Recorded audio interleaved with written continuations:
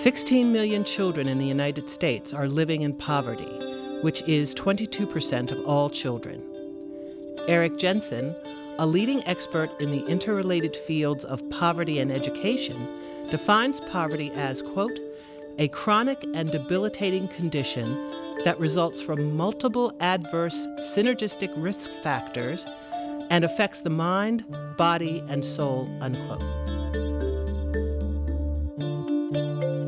The impact of inequality or not having enough resources on academic achievement, one of the biggest predictors is income of the parents.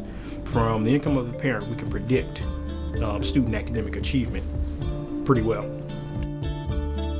Children growing up under such conditions are adversely affected by a complex array of risk factors. However, there are 4 primary risk factors that affect families living in poverty.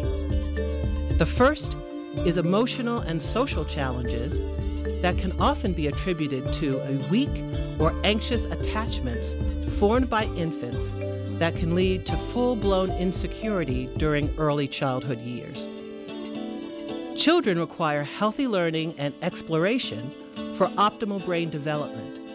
But in impoverished families, there tends to be a higher prevalence of adverse factors, such as teen motherhood and inadequate health care, that decreases sensitivity towards an infant. The result of increased emotional and social challenges on the child can later lead to poor school performance and behavior. Another primary risk factor is acute and chronic stressors. Acute stressors refers to stress resulting from exposure to such trauma as abuse or violence. Chronic stress refers to high stress sustained over time. Both types of stress occur more with low SES children than with their more affluent peers. But chronic stress is more common and has a more relentless influence on a child's daily life. This kind of stress negatively influences a child's physical, psychological, emotional, and cognitive functioning, areas that affect brain development, academic success, and social competence. Cognitive lags are a third primary risk factor and refers to IG, achievement tests, grade retention rates, and literacy.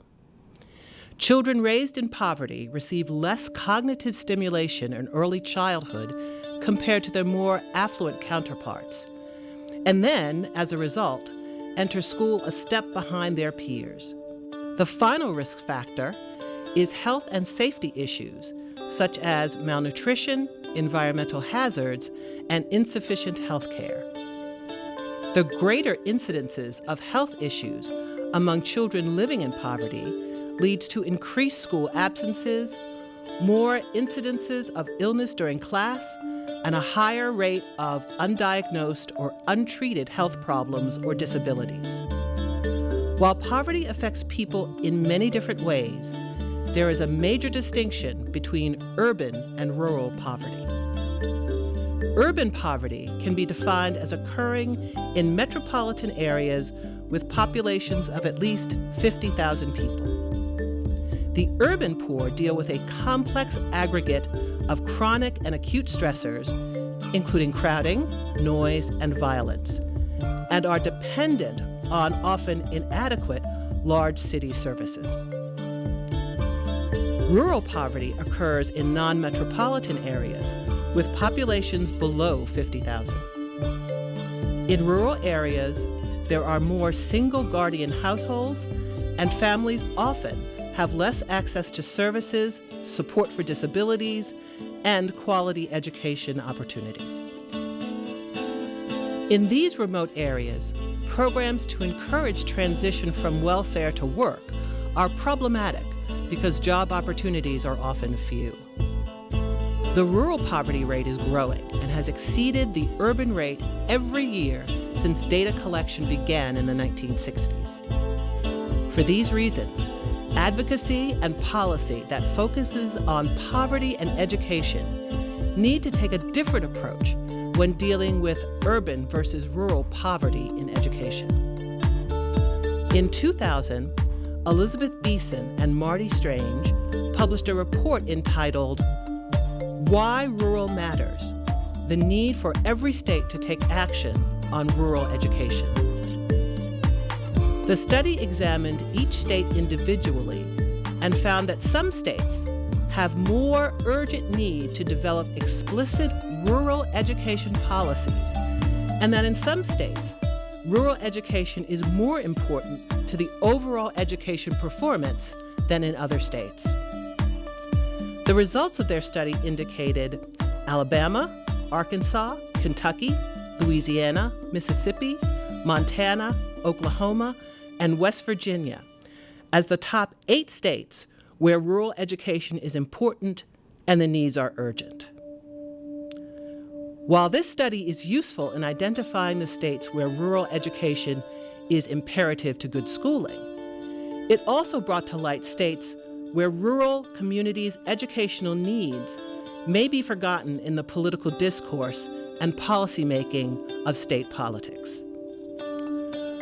1/4 of U.S. school children go to schools in rural areas or small towns of less than 25,000 population. And 14% go to school in even smaller places with fewer than 2,500 people. The national debate over education typically revolves around alternative policies for urban schools, for special education students or second language learners, or for poor or minority students. Yet, the equally important issues affecting students who live in rural places is not given the same critical analysis and consideration by policymakers as issues faced by students living in urban communities.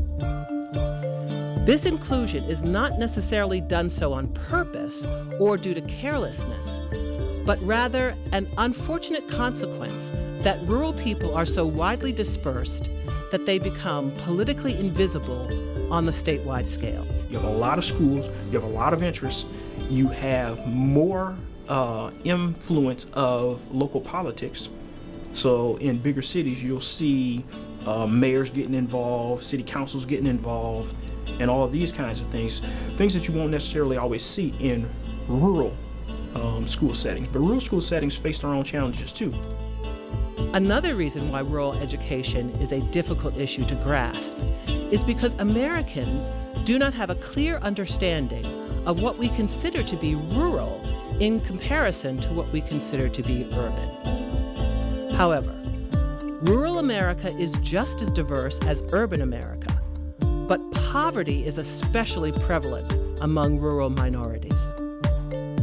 Also, how we traditionally define economic progress as growth and development, a model that does not work with rural communities to the same extent because it would ultimately give rise to the rural becoming urban. Different policies and tactics need to be applied to rural areas that differ from the needs of urban communities. Keeping in mind some of our most urban states are also our most rural states, the issues that affect rural education need to be considered of equal importance, but also a priority when taking into account the neglect these educational systems have experienced in the past. Some problems that are specific to most rural school districts are that retention and recruitment of rural teachers, principals, and administrators is strained by professional isolation and chronically lower salaries than larger schools in bigger cities. Longer commuting time between home and school takes away from children's time for study, play, and family, as more time is spent on the bus. These higher transportation costs also take away from funds that could be put towards more academic purposes. Teachers are often expected to teach both in and out of the field in which they were certified. The impact of the inequality is huge. For instance, the impact of an unqualified teacher on young students. It would take several good teachers later to undo the impact of a bad teacher. Lastly, the distance and sparsity of these schools make them the last to be connected to the digital world that could actually help solve some curricular problems associated with distance and sparsity. The Why Rural Matters report ultimately concluded that the need to talk and think seriously about rural education as an educational policy issue that at the time of the report our society simply did not do. Following the report, Congress adopted a Rural Education Achievement Program to help rural districts compete for and make more effective use of federal grants. Unfortunately, the program is underfunded and may be completely cut, but it is the first time in a very long time that rural education was the topic of significant discussion in Congress. Trace back policies that have created the current social situation that we have right now. I would come back and say this is all a social construction.